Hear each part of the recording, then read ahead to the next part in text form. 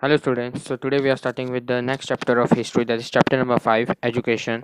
So in today's world, in human life, education is considered as one of the most important element to have in human's life. Okay, apart from food, cloth and shelter, education is also treated as one of the basic needs that human must have in their life. Okay, so in this chapter हम लोग क्या देखने वाले, क्या पढ़ने वाले. In this chapter we are going to see the different stages how the development of education took place in our country, and apart from then the various schemes, various programmes that have been launched और that have been taken into the consideration by our government, कि जिसकी वजह से education को और बढ़ाया जाए हमारे देश के अंदर, और स्प्रेड आउट किया जाए और लोगों तक नॉलेज पहुंचाई जाए. Okay, so what we are going to see in this chapter is not only about the primary and secondary education, but apart from these two, we are also going to see the different programs, different development in different stages of higher education, research institute also. Okay, so this chapter is going to give an idea, is going to give a thought about how the education system works through in our country, और education system कैसे चलता है हमारे country में. ठीक है ना, क्या क्या काम करने रहते, क्या प्रोग्राम लॉन्च किए, कैसे डेवलपमेंट हुआ है, कैसे इंडिपेंडेंस के बाद एजुकेशन सिस्टम को बढ़ावा, इंस्पिरेशनल या इम्प्रूवमेंट लाए गए हैं.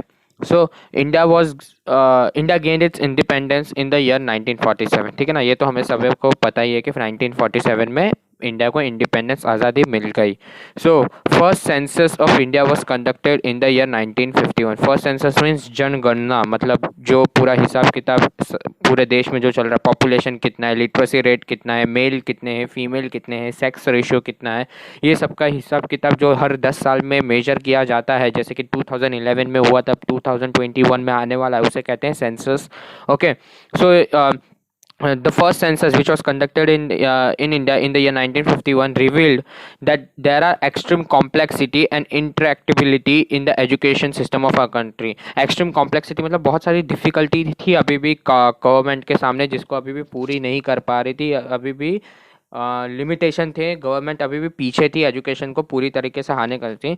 और intractability means there were certain things that was hard to control for the government. कुछ चीज़ ऐसी भी थी जिसे गवर्नमेंट अभी भी पूरी तरीके से हरा नहीं सकती थी, कंट्रोल नहीं कर सकती थी. Okay, so in the first census, जब ये पहली सेंसस हुई इन the year 1951, the literacy level at that time was only 17%. सिर्फ 17% हमारे देश में उस वक्त लोग पढ़े लिखे थे इन द ईयर 1951. एंड उसके नीचे एक छोटा सा बॉक्स है कैसे लिटरेसी रेट हमारे देश में बढ़ते गए. In the year 1971 it was 34%, and in the year 2001 it was 64%. ठीक है ना, 64% of the all population that lives in India was 64% was literate in them. ठीक है ना. सो हमें ये चार्ट में, ये टेबल में पता चलता है that the literacy rate goes on increasing. ठीक है ना, ईयर बाय ईयर और decade by decade. Okay, so improving this percentage was a serious challenge, was a serious problem for the government. ये कैसे इम्प्रूवमेंट लाया जाए एजुकेशन सेक्टर में, कैसे लोगों को और इनकरेज किया जाए कि वो एजुकेशन ले, ये बहुत बड़ा चैलेंज था हमारी गवर्नमेंट के सामने, जिसे हमारी गवर्नमेंट ने अच्छी तरह से फुलफिल किया, ये इसे सप्रेस किया है. And several remedial schemes, several programme, several schemes were launched to encourage people to get more involved in the education, to let their children be more specified to take education. Okay, कैसे अपने बच्चों को, और या बड़े लोग भी हैं तो कैसे वो अभी भी एजुकेशन ले सकते हैं, ऐसे डिफरेंट स्कीम्स, डिफरेंट प्रोग्राम को सामने लाई थी, उनके जगह पे रखी थी गवर्नमेंट ने.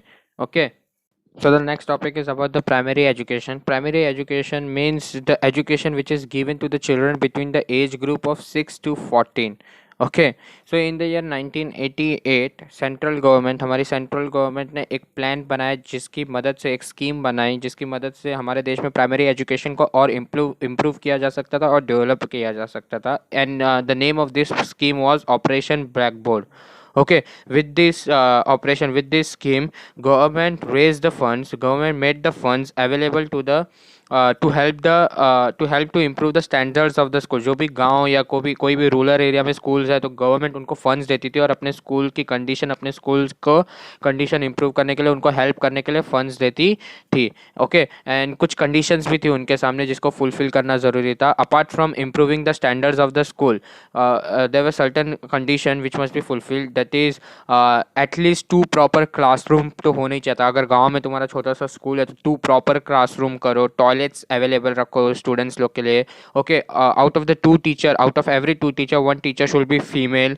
Okay, there should be a black board, there should be maps available for the childrens, for the students. Laboratory होनी चाहिए, एक छोटी सी small library, playground, sports equipment, ये सब तो नॉर्मल बेसिक नीड्स है जो हर स्कूल में एक होना ही चाहिए. तो और इसी के लिए तुम्हें गवर्नमेंट की तरफ से फंड्स भी मिल रहा है. And this scheme help to gain the primary education system some momentum. इसकी वजह से प्राइमरी एजुकेशन को काफ़ी प्रोत्साहन, काफ़ी एनकरेज मिला हमारे देश के अंदर. एंड इन द ईयर 1994 ये स्कीम को और एक्सपांड किया गया. इसमें कुछ नए इंक्लूजन लाए गए, कुछ नया ज़्यादा डेवलपमेंट किया गया. फॉर एग्जाम्पल जैसे कि वन मोर एडिशनल क्लासरूम, जैसे कि पहले ऑपरेशन ब्लैकबोर्ड में था प्रॉपर 2 क्लासरूम तो हर स्कूल में होने ही चाहिए. Now it was made to 3. हर स्कूल में 3 क्लासरूम होने चाहिए थे. And with the enrolment of more than 100 students, हर 100 स्टूडेंट्स पे एक नई टीचर को इंक्लूड करना कंपलसरी है. Okay, and more priority, more importance was given to the girls schools and school with the majority of scheduled caste and tribe students. Okay, मतलब rural areas पे ज़्यादा ध्यान दे रहे थे, गर्ल्स के स्कूल पे, गर्ल्स के एजुकेशन पे और ज़्यादा हमारी गवर्नमेंट ध्यान दे रही थी, which was a good sign. Okay, it was also made binding. School के ऊपर एक और चीज़ थोपी गई थी, एक और चीज़ कंपलसरी रखा था, that the government should appoint at least 50% female teachers. जितने भी टीचर्स है स्कूल में एटलीस्ट 50% तो टीचर्स फीमेल ही होना चाहिए. अगर उससे ज़्यादा है तो अच्छी बात है. एंड इन द ईयर 1994 एक और प्रोग्राम लॉन्च किया था गवर्नमेंट की तरफ से, that is district primary education programme, DPEP. Okay, and it was started with the objective of universalisation of primary education. मतलब प्राइमरी एजुकेशन तो बेसिक नीड्स ये सभी को मिलना चाहिए, इसके लिए इसका नाम रखा था universalization of primary education. And it was implemented in 7 state. 7 state में कंपलसरी रखा गया था कि प्राइमरी एजुकेशन हर स्टूडेंट को, हर चिल्ड्रन को मिलना चाहिए. एंड 7 स्टेट में इसको कंपलसरी किया गया था, including Maharashtra. And the plan envisaged, meaning of the word envisaged is a dream that can be fulfilled. तो एक प्लान रखा था, एक ड्रीम देखा था ये प्लान लॉन्च करने के बाद कि 100% अटेंडेंस सभी बच्चों की होनी चाहिए. ठीक है ना. And we must arrest the student that take drop out, मतलब स्कूल में बीच में एडमिशन लेके छोड़ देते तो उनको कंपलसरी अरेस्ट, मतलब सिर्फ हार्श वर्ड हो गया, लेकिन उनको डरा धमका के बच्चों को पढ़ाएंगे. ऐसा कंपलसरी, ऐसा सिर्फ एडमिशन करा के छुड़वा नहीं देंगे. Education for girls and physically handicap students लोग के लिए भी गवर्नमेंट ने पूरी प्लान रखी थी कि कैसे उन लोग को एजुकेशन प्रोवाइड हम लोग करेंगे. And it included programme such as research on and evaluation of primary education. बच्चे लोग के कैसे साल भर में परफॉर्म करें उनको इवेल्युएट करके उनके रिजल्ट दिए जाते थे. अल्टरनेटिव एजुकेशन, अगर पढ़ाई में बच्चों का ध्यान नहीं रखते तो उनके अलावा उनके पास और भी ऑप्शन थे कैसे एजुकेशन प्रोवाइड करवा सकते हैं हम लोग स्टूडेंट्स लोग को. Creating societal awareness. And mid day meal scheme was started in the year 1995. मतलब स्कूल में अब खाना भी स्टूडेंट्स लोग को दिया जाएगा. ये scheme which is called as mid day meal was started from the year 1995 to provide proper nourishment. जो भी गरीब घर से बच्चे आ रहे हैं उनको नरिशमेंट इतना अच्छा उनके घर पे नहीं मिलता था, and to provide this nourishment उनको दिया जाने लगा. Okay, So the next topic is about the secondary education. So after independence, हमारे जो एजुकेशन मिनिस्टर थे Maulana Abdul Kalam Azad, he decided to bring about the fundamental change. मतलब बेसिक ही हमको बेस से ही पूरा चेंज करने का. क्या चेंज करना है? हमारा एजुकेशन सिस्टम, हमारा field of education. Okay, so he decided to set up a university education commission. एक कमिटी सेटअप की यूनिवर्सिटी एजुकेशन, कॉलेज के एजुकेशन प्रोवाइड करने के लिए. Okay, this commission recommended the appointment of separate commission for secondary education. तो ये committee जो setup की थी यूनिवर्सिटी एजुकेशन कमीशन के नाम से, उन्होंने एक रिकमेंडेशन दिया कि एक आप अलग से कमिटी बनाओ जो सेकेंडरी एजुकेशन पे ध्यान देगी, सेकेंडरी एजुकेशन स्टूडेंट्स लोग को प्रोवाइड करेगी. एंड अकॉर्डिंगली 1952-53 में मुदालियर कमीशन को अपॉइंट किया गया. एक कमीशन रखा गया जिसका नाम रखा था मुदालियर कमीशन. एक कमेटी को अपॉइंट किया गया. And at that time the pattern of education consisted of 11+4 years for the first degree और of 11+1+3 years.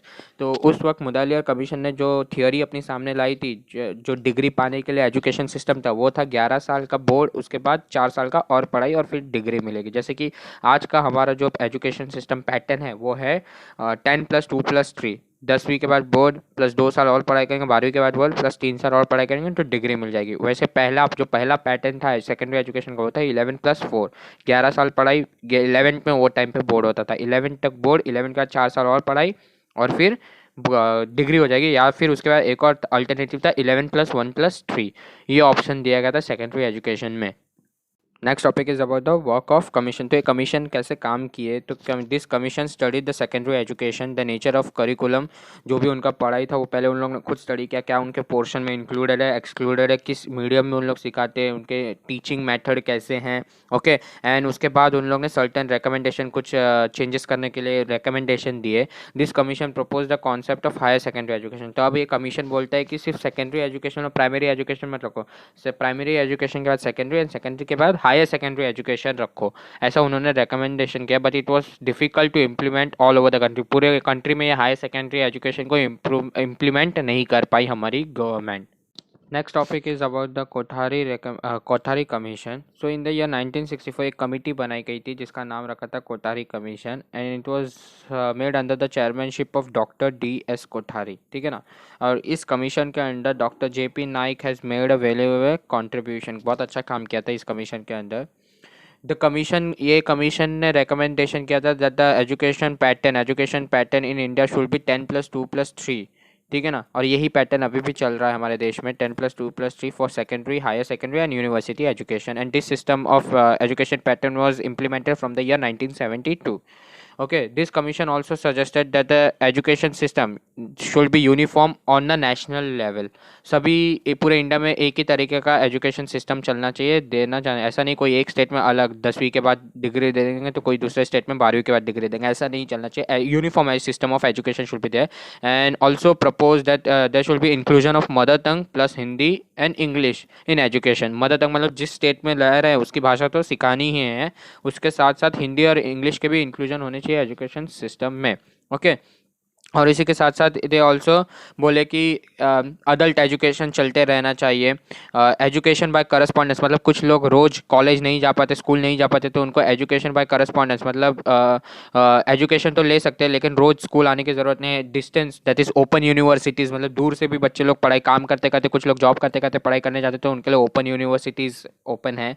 And to make education trickle down to the lowest rungs of society. ये commission ने और भी कुछ recommend किया that उन्होंने government को recommend किया कि एजुकेशन के लिए बजट को और बढ़ाना चाहिए। ठीक है ना, because when the budget is increase then only education department can expend its money more on the education of the neglected sections. जो लोगों को हम लोग अभी भी एजुकेशन में इंक्लूड नहीं करते, जैसे कि शेड्यूल कास्ट, शेड्यूल ट्राइब्स के लोगों को, उनको इंक्लूड करने के लिए बजट को बढ़ाना ज़रूरी है, उनके ऊपर पैसे खर्च करने ज़रूरी है। Okay, so Maharashtra government adopted that education pattern of 10+2+3 in the year 1972। और पहला बोर्ड का जो 10th बोर्ड का एग्ज़ाम हुआ था महाराष्ट्र में, 10th बोर्ड का एग्ज़ाम जिसको अभी हम लोग बहुत इंपॉर्टेंस देते हैं, it was conducted in the year 1975। ठीक है ना। नीचे कुछ ऑब्जेक्टिव्स ऑफ एजुकेशन दिए गए हैं which was proposed by Kothari commission. ये कुछ 5 ऑब्जेक्टिव है हमारे सामने। Okay, so next we are going to talk about the higher education, and in that education in the post independence. So after independence in the year 1948 central government appointed the university education commission, और उसके chairman थे doctor Sarvepalli Radhakrishnan. Okay, and its function was to provide financial grants. किसी schools, किसी colleges, university को grants, donation की ज़रूरत है तो ये कमीशन का काम है, यूनिवर्सिटी एजुकेशन कमीशन को उनको प्रोवाइड करने का। The standards of university, her university का इंडिया के अंदर जो भी रूल्स एंड रेगुलेशन रहेगा वो डिसाइड करने का। एंड देयर कोऑर्डिनेशन, कैसे कोऑर्डिनेशन रहेगा इंडिया के अंदर सभी यूनिवर्सिटीज़ का। मेथड ऑफ फंक्शनिंग, तो कमीशन जो थे यूनिवर्सिटी एजुकेशन कमीशन, उन्होंने एक्सेप्ट किया था 5 ईयर प्लान। हर 5 साल के प्लान बना के उन लोग चलेंगे, प्रोग्राम करेंगे। एंड इनका ही काम था कि they can sanction and disperse the grants to the university on the behalf of government. Government के बिहाफ पे उन लोग पैसे डोनेट करते थे कोई भी स्कूल्स या कॉलेजेस, यूनिवर्सिटीज़ को, और कैसे उन तक पहुंचाया जाए। The commission undertakes the planning of university education, कैसे यूनिवर्सिटी में एजुकेशन प्रोवाइड होगी, क्या उनका सिलेबस होगा। ठीक है ना, ये सब उन लोग का काम था, ये कमीशन का काम था डिसाइड करने का। And through this and through education planning implementation of higher education. And let me tell you that this central government, that university education commission has done a valuable work, a very notable work in establishing university development council। मतलब university level पे ये commission ने बहुत अच्छा काम किया है। It has help to develop centres for advance studies for post graduate education. तो अगर ग्रेजुएट होने के बाद भी किसी को आगे पढ़ाई करने तो उनके लिए भी सेंटर्स डेवलप किए थे जहाँ पे वो पढ़ सकते हैं। एंड आफ्टर एंड उन्होंने न्यू यूनिवर्सिटीज़ को भी काफ़ी सारे एस्टेब्लिश किए थे। And after the advent of television in India, जब से टेलीविजन फेमस ज़्यादा होने लगा इंडिया के अंदर, उन्होंने कंट्री वाइड क्लासरूम प्रोग्राम भी चालू किया which was telecasted on Doordarshan channel on the behalf of the commission. मतलब उन लोग टीवी पे भी, लोग अभी टीवी देख के भी, दूरदर्शन चैनल देख के भी कुछ पढ़ाई की चीज़ें, काम की चीज़ें सीख सकते हैं। Okay, next point is National Council of Educational Research and Training, NCERT. So this was a body, this was a commission set up by our government in Delhi on the 1st of September 1961. Okay, और इस body का, इस कमेटी का main objective था to help the central government in matters of school education. ठीक है ना, स्कूल एजुकेशन में अगर कुछ भी प्रॉब्लम आ रही है तो ये बोर्ड का, ये बॉडी का, एनसीईआरटी का हेल्प लेके गवर्नमेंट सॉल्व करती थी। इनका काम था to provide a comprehensive policy and in implementing educational scheme. कुछ भी एजुकेशन स्कीम रहता तो गवर्नमेंट पहले इनसे रिकमेंडेशन लेती थी, फिर उसको इम्प्लाई करती थी पूरे देश में। Okay, NCERT was given the responsibility of educational research and development. अगर एजुकेशन सिस्टम में कुछ भी चेंजेस लाने, कुछ रिसर्च करने का, तो इनका काम था। Provide the training, extension and educational programmes, restructuring of curriculum and text book. अगर टेक्स्ट बुक में कुछ इंक्लूड करना, कुछ एक्सक्लूड करना, अगर पोर्शन चेंज करना, सिलेबस चेंज करना है, तो ये एनसीईआरटी का ही काम था।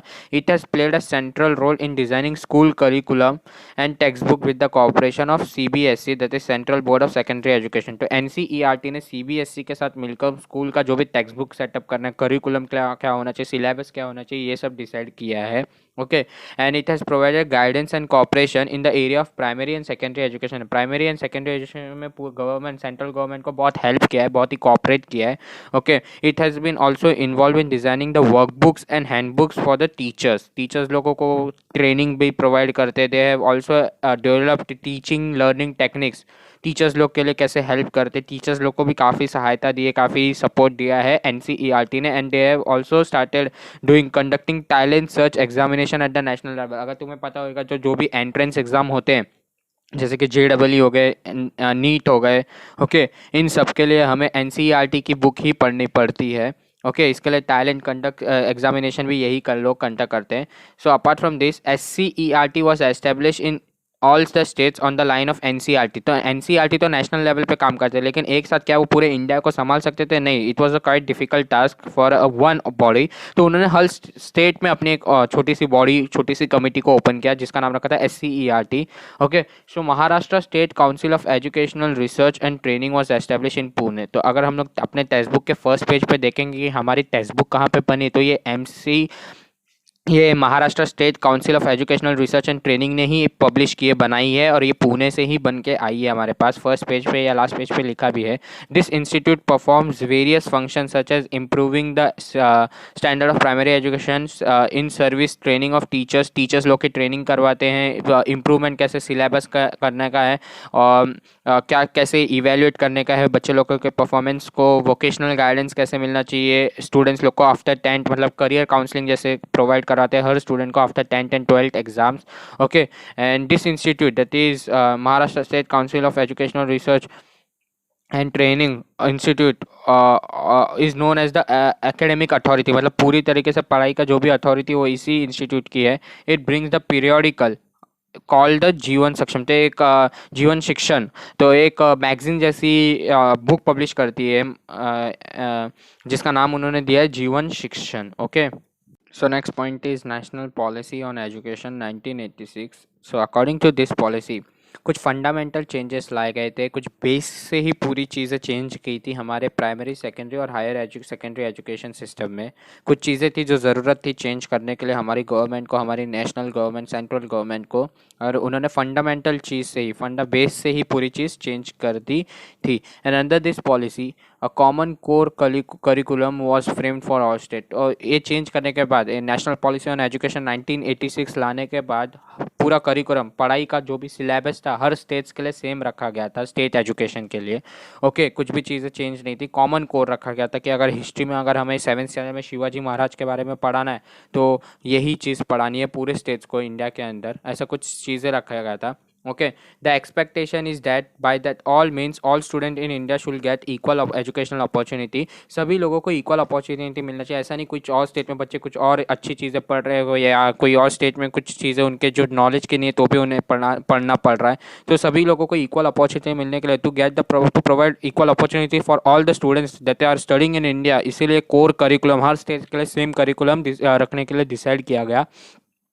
The expectation, there is scope in the national curriculum for all individual states to bring in flexibility in accordance with the culture, geographical and historical. लेकिन सभी states को कुछ थोड़ी सी छूट दी गई, कुछ डिस्काउंट दिया गया, कुछ कंसेशन दिया गया, तो कुछ फ्लेक्सिबिलिटी दी गई कि अगर कुछ कोई स्टेट्स को लगता है कि उनको कल्चर की चीज़ को, जोग्राफी की चीज़ या हिस्टोरिकल इंपॉर्टेंस की चीज़ को इंक्लूड करना है या एक्सक्लूड करना है, उनके हिसाब से वो थोड़े मोड़े चेंजेस अपने एजुकेशन सिस्टम, अपने करिकुलम में ला सकते थे. The primary education curriculum 1988 was prepare on the basis. तो जो नया करिकुलम आया था पढ़ाई के लिए इन the year 1988 was prepare on the basis of this plan that is national policy on education 1986. Okay, इस बेसिस पे ही प्राइमरी एजुकेशन करिकुलम, जो नया एजुकेशन करिकुलम आया था उस 1988 में, उसी बेसिस पे डिज़ाइन किया गया था. Okay, of action design at the national level, पूरे देश के लिए at the national level for the effective implementation of national policy on education 1986.